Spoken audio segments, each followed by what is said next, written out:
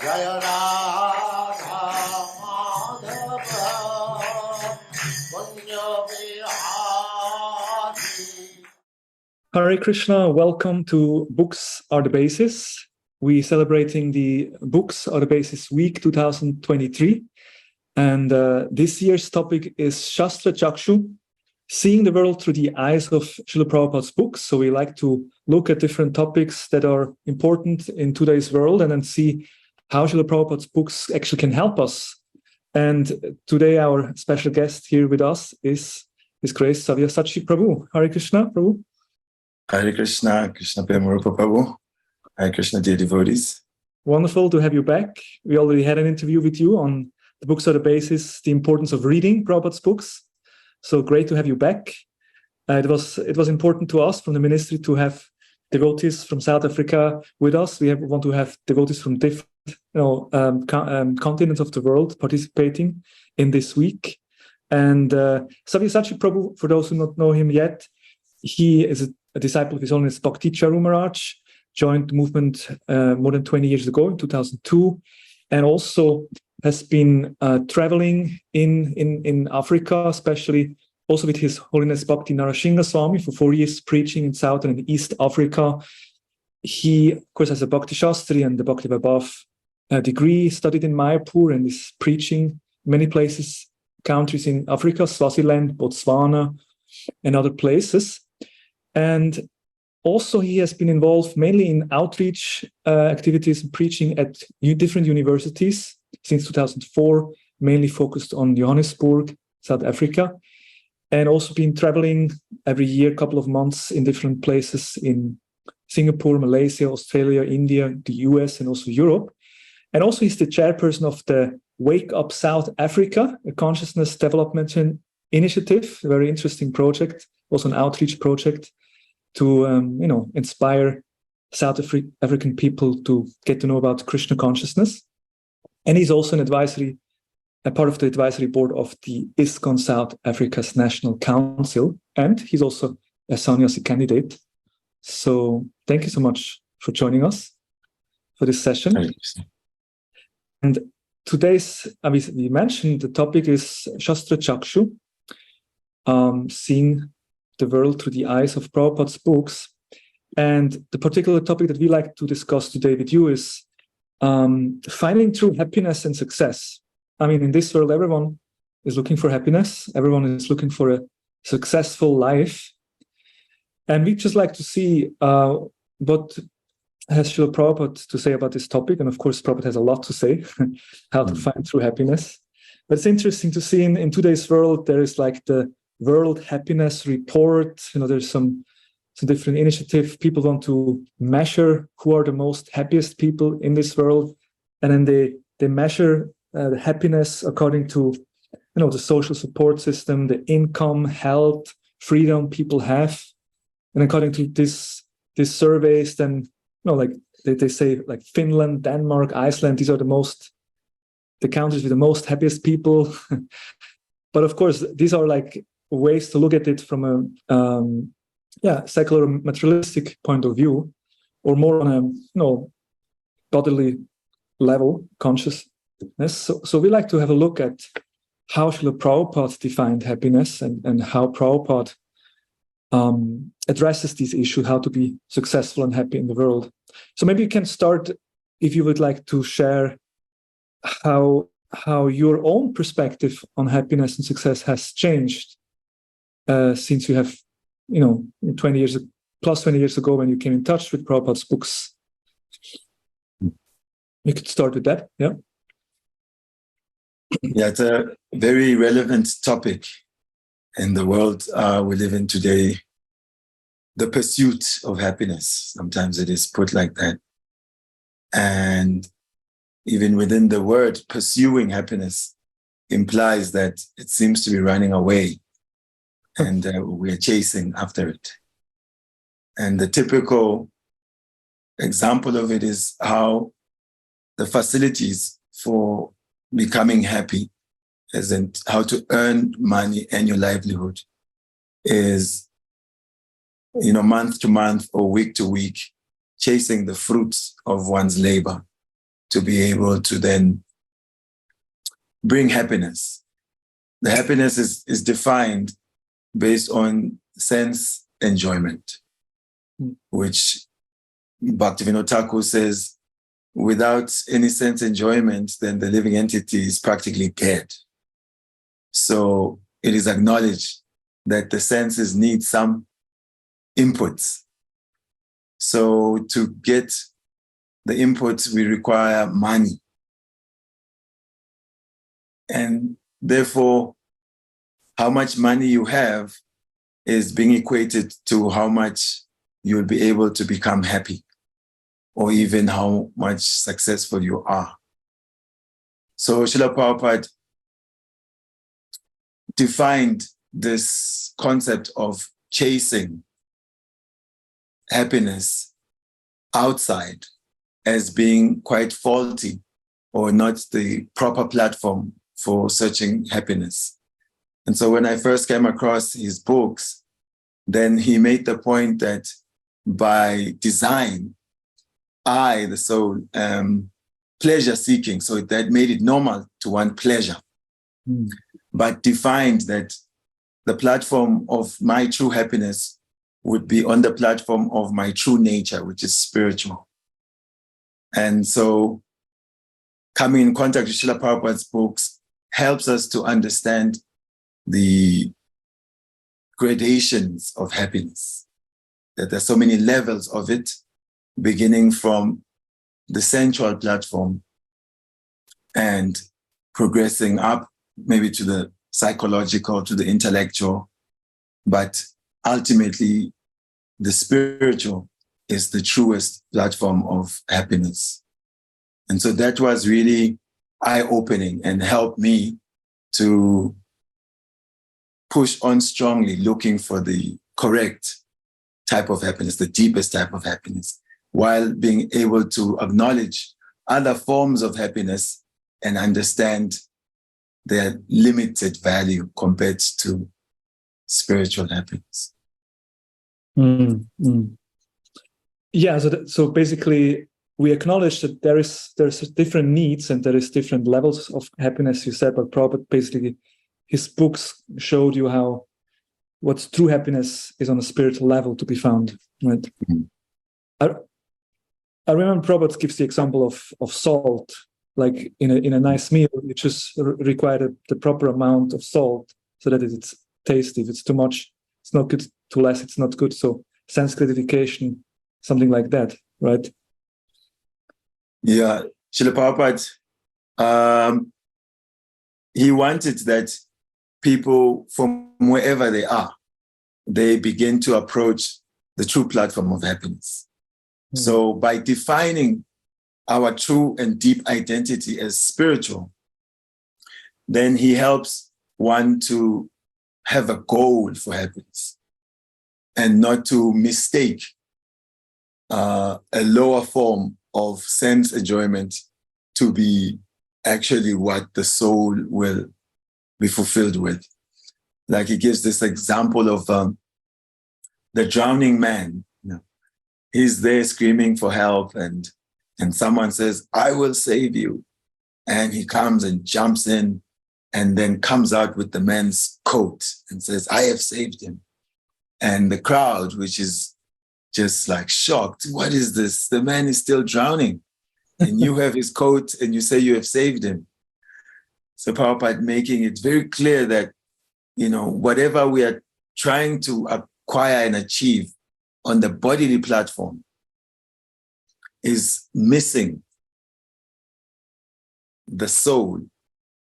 You have to use this body and not forget the actual being within. So this understanding really makes everything a little clear in life. Actually, not a little clear, very clear. Very clear. Without understanding matter and spirit, then you think you are saving someone, or you think you are enjoying, you think you are happy, but it's just dealing with the coat and you've not dealt with the actual man. So I with examples, his message very clear. I mean, one comes to mind also the example of the cage. Someone has a bird in a cage, and every day they are spraying the cage, cleaning it, and it's shining. It's very nice. But then after some time, there's a smell in the room. What is that smell? Oh no, the bird has died and its body is decaying and there's some foul smell. So Srila Prabhupada is saying, when we are superficial in our understanding of who we are taking care only of the body and it's nice and shiny. But spiritually, we are negligent. So we're like that bird spiritually, which has been neglected. It's dying, it's dead, and it's now smelling. So that really encourages one. You don't want to become that type of person who is neglecting their own self. So his books are very revolutionary in the sense that they make it very clear the actual being, the spirit soul, and then they also distinguish how the body is not who we are, but is a vehicle that can be used for who we are. Yeah, I think these are certainly like some of the main, like which distinguish Srila Prabhupada's books to so many other books that might, try to help people how to become happy in this world. That Prabhupada really, explains who we are and goes into the essential points of how to find happiness. Now, we mentioned in the beginning, like you beautifully explained how people think that the more sense gratification they get, the more happier they will be, and for this they need money, and therefore people want to be successful, right? Many people, they want to be successful in this world, because if you're successful, you get money, you can enjoy. So in Krishna conscious, we rather say simple living, high thinking, and we focus more on that inner happiness. But what about if a person really wants to be successful in this world? Is there a way to be, I don't know, Krishna conscious, but at the same time also materially successful? It is possible to make some sort of success in this world. Basically, we are now dealing with the karma of an individual, because we are not just this one lifetime people, but we have multi-lives. Being the soul, we've just received this body. So there's some merits and demerits that we bring into this particular lifetime. There are some skills and talents that we may have acquired in previous lives. And so based on our karmic bank balance, so to say, in this life, sometimes without working hard, sometimes by hard work, things align and that one can get some material success, some prestige, some honor, and really prominence. But that is a danger in the sense that to cultivate real spiritual life also requires a lot of time and energy, because it's a nature that has become covered. So to balance one's human energy to cultivate material success and also cultivate spiritual success can be the deciding factor. So as Krishna has mentioned in the Bhagavad Gita, the good karma of cultivating transcendental life is that one can just be born in a family which is rich or with aristocracy around them, so good connections. So that means then they don't have to work hard. Then that energy should be then used for spiritual cultivation. So without deep help from Guru and strong Vaishnavas, it is generally very difficult, practically impossible to make success on both fronts, but it's certainly not impossible. Mm-hmm. And thank you. And speaking of true success in a sense of spiritual success, which means to make progress, spiritual progress, which we would, as devotees, would define as the true success in life is if we, in the eyes of Guru and Krishna, we are successful in the sense that we are pleasing them. And of course, the way we develop our consciousness, our Krishna consciousness, and we become more and more advanced spiritually. So how would you define, or how can we understand that we actually are successful in spiritual life? How would you define, or what are ways to understand that I'm making progress in my spiritual life? Yeah, we required the roadmap. The scripture tells us what is the journey from material consciousness to spiritual consciousness. And so the sadhu is also there, and also guru. So sadhu, shastra, and guru are our basis of understanding what is the situation of my life. So as we associate with the devotees and we take part in the practices of spiritual life, then we are told that it's a matter of development of faith, that our faith in Krishna being the sole aim of our endeavors has to increase. That if by pleasing Krishna, then my life is successful. If one develops that strong faith, he will begin to be more and more enthused to absorb himself in devotional service, will make more commitments on behalf of Guru and Krishna, and also will read the books to understand what is going on internally. Some of our books are like that, like microscopes that look into our hearts and reveal our anathas and show us how to understand if we're actually making advancement. And Srila Prabhupada said, just like someone who's eating doesn't require some external certificate to say that now you are getting food.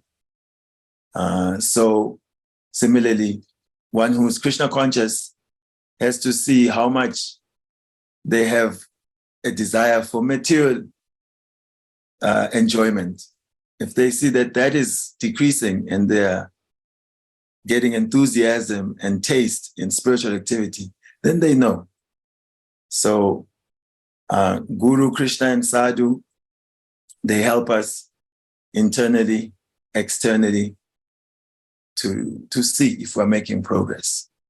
This is very interesting analogy Prabhupada uses. Like, while we eat, we feel ourselves. We don't have to someone else tell us. And I think Prabhupada used several expressions when he says this is the test of Krishna consciousness. And as you mentioned, one is that how much there is lust and greed still in you. That's a test to see how they go. And I had another statement here. Prabhupada says that devotee means first sign will be happy, Brahma Bhuta, Prasanatma. If he is not Prasanatma, he's a rascal. He has not even entered devotional life. So Prabhupada basically says that, if you're a devotee, that means you're happy. And if you're not happy, you have not entered into devotional life. That's quite a strong statement. How to remain always happy in Krishna consciousness? Yes, Srila Prabhupada is really analyzing based on Krishna, by definition, is all attractive. He's also known as Rama. He is the reservoir of pleasure. So by contact with the reservoir of pleasure, by being conscious of the all attractive person, then one is expected to be infected by that pleasure, one is expected to be attracted by that all attractive person. And so Krishna, being supremely pure spiritual being, our own spiritual nature is awakened. Prabhupada would quote this Ramante Yogino Anante Satyananda Chidatmani iti Rama Parana, so Brahma, Param Brahma Vidiyate, that the yogis, the transcendentalists, they are experiencing Rama, pleasure, happiness, because they are absorbed in this absolute truth, the personality of Godhead. So this happiness of the devotee may not manifest in what everyone may expect, the smiley, bubbly, happy in terms of external features. But it is an internal feature where the devotee is satisfied and enthused and attracted to the service of the Lord. So I'm reminded of when Srila Prabhupada had taken sannyas, and so a picture was snapped up, and one disciple saw that photo, and Prabhupada looks grave in that photo.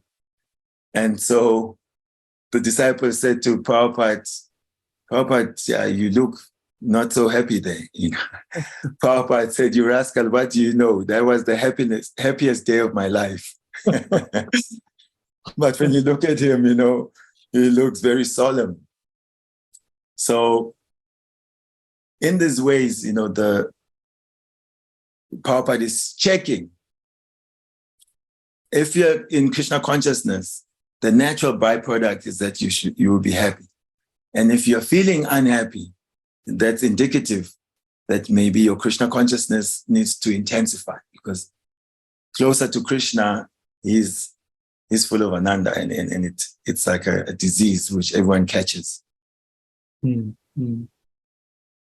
You mentioned also in the beginning that reading Srila Prabhupada's books, we get this kind of understanding of goal. Like we hear about this transcendental platform and that real need of the soul, and how we should search for this eternal happiness. But of course, as a conditioned soul, somewhere we start, and we may there's sometimes in Krishna consciousness, there's always this gap between the ideal or what we're trying to achieve, and then the reality where we actually stand. And then in between there's a long journey. So, and then sometimes we have experienced this bliss and happiness of Krishna consciousness, but at times we don't. So what would you advise devotees who maybe go through a phase in life where they don't feel that happiness so much, to deal with these phases? It's a very important and practical, consideration, because it's a fact of our lives. Anyone who's practicing spiritual life can vouch for this. Devotees sometimes say, "Oh, we heard that chant and be happy," but sometimes the balance doesn't seem like there's always happiness. There sometimes seems more challenges. So we have to understand and help each other understand that Krishna is the supreme well-wisher of all of us. And once we've invited him into our lives, then he is making the arrangements as per his all-knowing position to bring us closer to him. Like Arjuna is facing this war, kill people you grew up with, your teachers, your well-wishers, friends. It's a big challenge. But Krishna doesn't just tell him, "Okay, Arjuna, you go home and take a nap. I'll take care of this." He wants him to fight, means to go through 18 days of heavy warfare to bring him to his healthy condition and realization that to work to please Krishna is actually the actual position of joy. So the difficulties are just how we become qualified to demonstrate our love. To be tested is to be elevated. And we have to tolerate. We have to stick with Krishna, who is our well-wisher. And the devotee gets to understand tatenu kampam sushamik shamana, to tolerate difficulties, knowing that it could have been worse. Krishna is giving me only token, but knowing in the heart that he's my well-wisher and he's just removing obstacles, and by this trial by fire, the gold is brought to its shiny position. So it is difficult alone to tolerate these patches.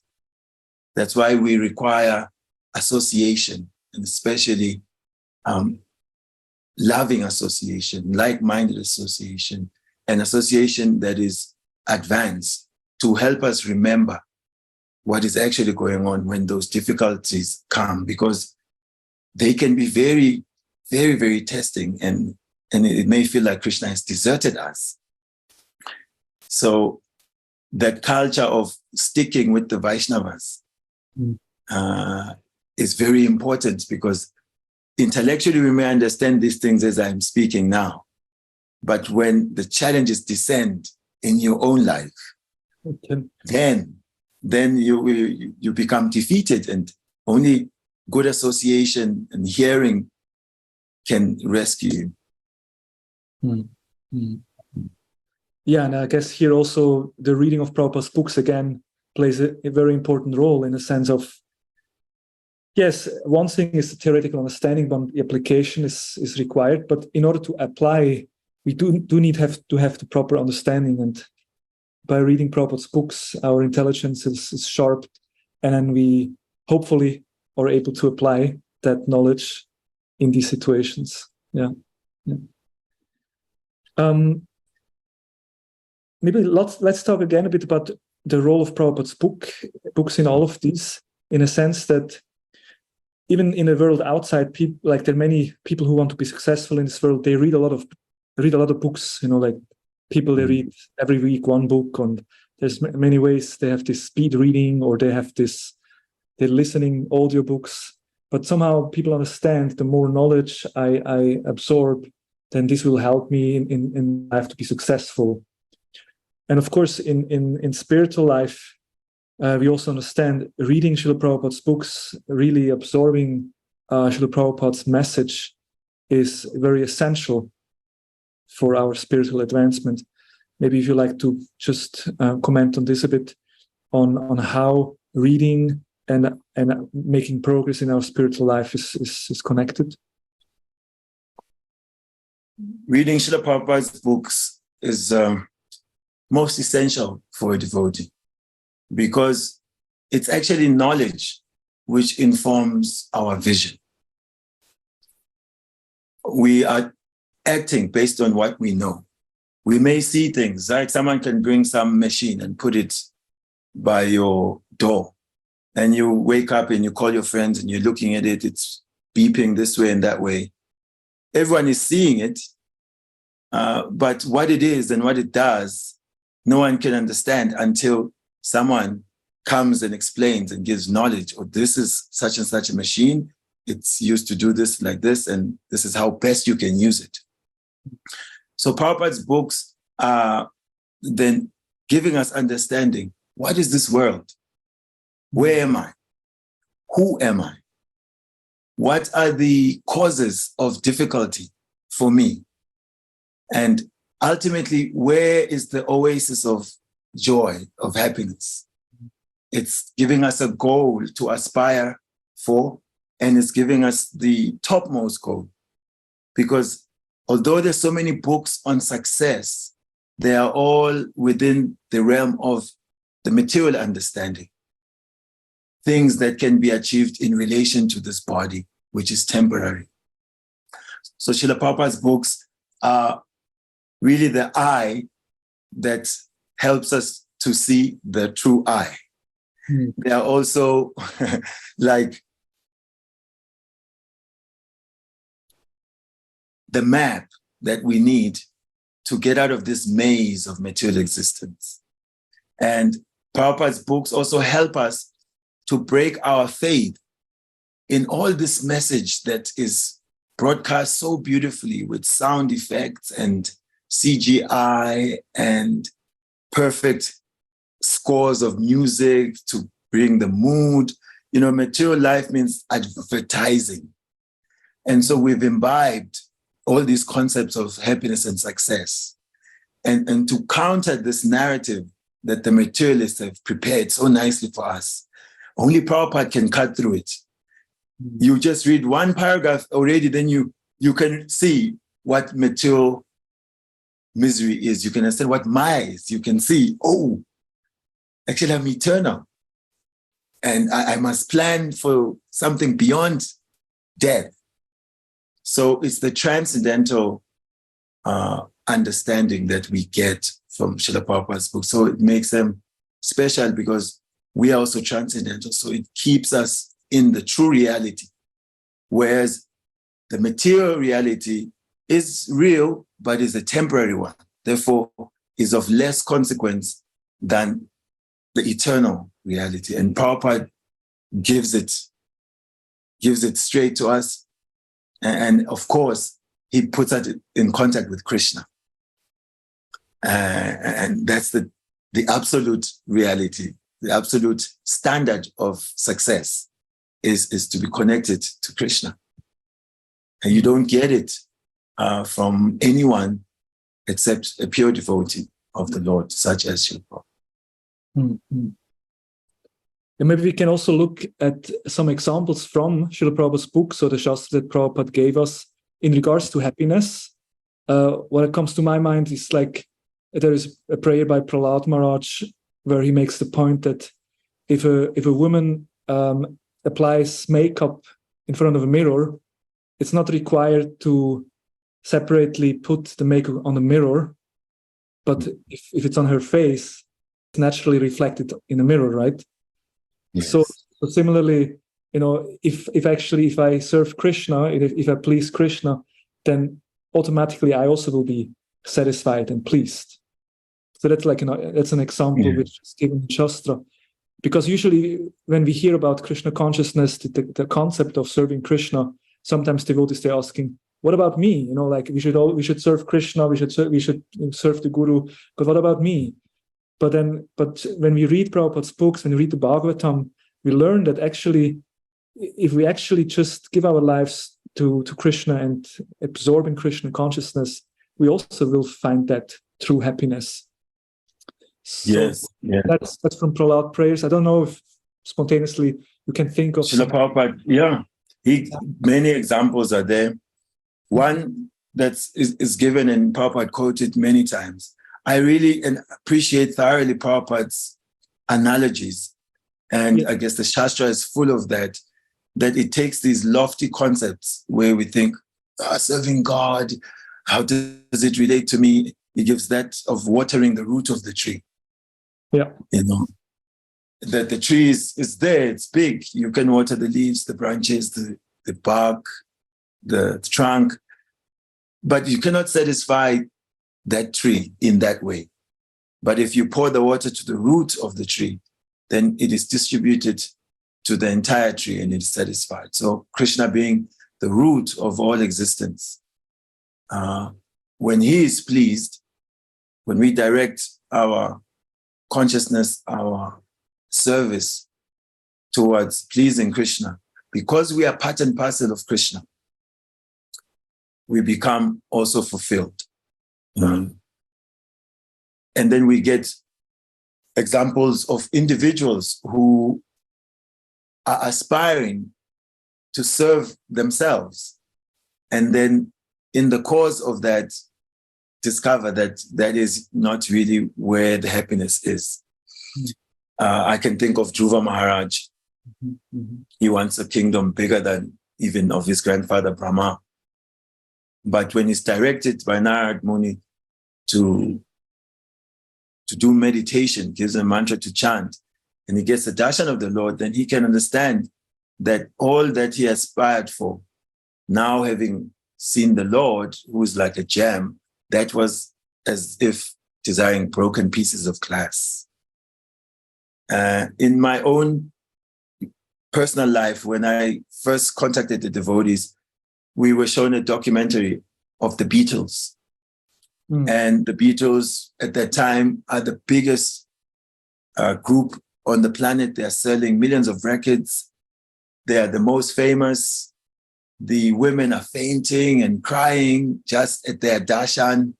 And as a young man, I could understand that they are at the peak of whatever could be achieved and aspired for. Materially, I was thinking. And then George, he's ready to give all that up. He wants to join the ashram to chant Hare Krishna and serve Prabhupada's mission. And I can understand I could never achieve that mature success as him. And he's got it, and he says, no, this is not where fulfillment is. I'm not happy here. I'm finding better happiness in contact with Krishna, chanting Hare Krishna, serving.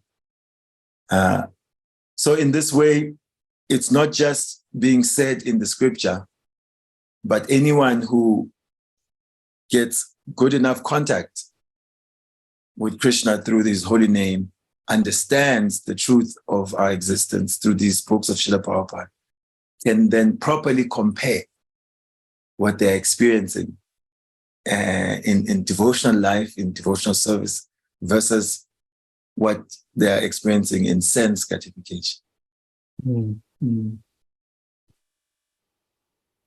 Maybe we could also, talking about finding that true happiness ourselves, naturally as devotees, when we realize that how much satisfaction can be found in Krishna consciousness, there also, usually we develop some compassion and a desire to help others, and therefore we do outreach. Sometimes people question. I remember once we had a group of students visiting our temple, and one lady, she was asking one student, we just have been to the Buddhist monastery, and they said they don't preach. They just sit there, meditate, and they wait when people come, they will instruct them. Otherwise, they don't preach. And she felt it was very nice, because in the eyes of the people in this world, usually they don't like so much missionary. If religion, if a religious institution, go on the street and to convert people, then that's not so appreciated. So, but as devotees, we understand experiencing this happiness, we like to share it with others. And of course, here again, Srila Prabhupada's books play a very important role. So maybe you like to also share your experiences. You have been a preacher for many years, and especially also at universities. Yes. It's the distribution aspect of our practice which brings a dynamic happiness. Because it's one thing to cultivate your own happiness. It's a selfish thing in one sense. We read the books, then we see, oh yes, I'm struggling because of sense gratification and sinful life.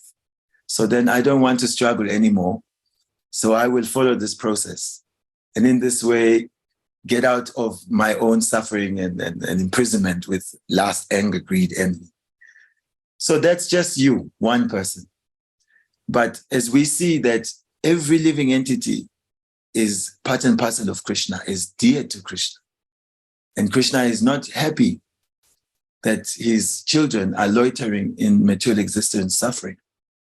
And we get to see the example of the Lord himself. He comes as Chaitanya Mahaprabhu to distribute the topmost gift of love of Krishna to each and everyone who's willing to take. So then we see, as you mentioned, the mood is that we want to do what we want to do when we want to do it. Basically, we want to be God in this material world. So people are disturbed when someone comes to tell them, no, you shouldn't be doing like this. You should do this. So they think, it's a higher virtue not to bother people about religion. But any person who has something valuable, if they are soft-hearted, they want to share it with others. It's doing good for me, and you want to share it with others. Of course, it's in the way we share that will define the experience of people. That if it's being force-fed, this is good for you, just take it, and without being sensitive to the current state of conditioning of the individual, then it's not received well. It's like if I say, I love you, I'm saying I love you, but the mood that it's coming through with is not love. So people don't want when it seems to be force-fed onto them. Therefore, Chaitanya Mahaprabhu has given such a wonderful process.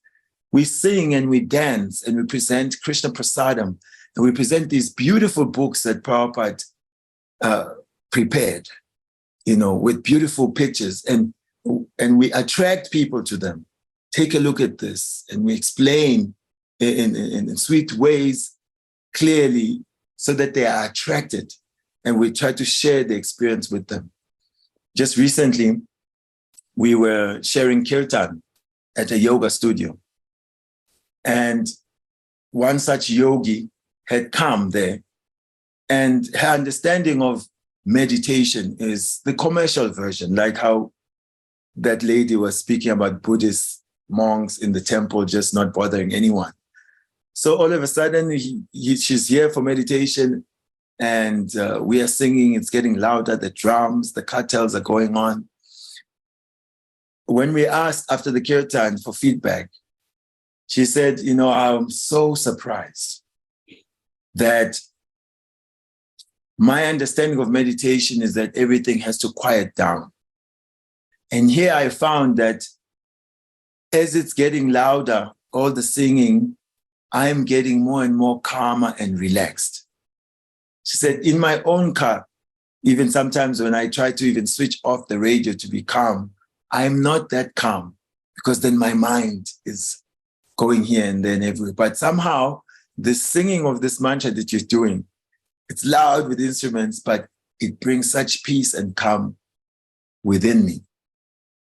So in this way, we get to see how people are directly touched by the experience of Krishna, confirming what Srila Prabhupada is saying in the books, that by chanting the holy name of Krishna, then all that which is troublesome in the heart becomes removed. So even if it's for the time being, when people are absorbed, they experience the transcendental platform. So it's distribution, compassion, going out and sharing with people, takes us away from the selfish platform, brings us to the magnanimous platform, which Chaitanya Mahaprabhu demonstrated by distributing Vrindavan through the Sankirtan movement. Mm-hmm. Yeah, and that kind of happiness that we can experience in a Sankirtan mission by actually sharing Krishna consciousness is very unique. It's a very unique happiness that one can get. Yeah. It's based on sacrifice, because not everyone is just happy to receive you. They thank you, Mr. Hare Krishna, you've come to me. They think you're bothering me, get out of here. No, I don't want. Humbling. So it yields a very unique flavor of satisfaction, happiness. Thank you so much, Savyasa Prabhu. I think we covered, good topics on this matter, like how Srila Prabhupada's books, how help us to understand, to discriminate between what we understand as happiness in the material world, but what actually is true happiness, and how to find that true happiness. And we also define success, how, ultimately spiritual advancement is the true success that we are looking for. And now at the end, we also spoke about how sharing Krishna consciousness is something that brings true happiness. Is there any maybe final words or final message you'd like to share with our viewers on the topic of finding happiness and success, and of course on a topic on how Srila Prabhupada's books help us to find this true happiness?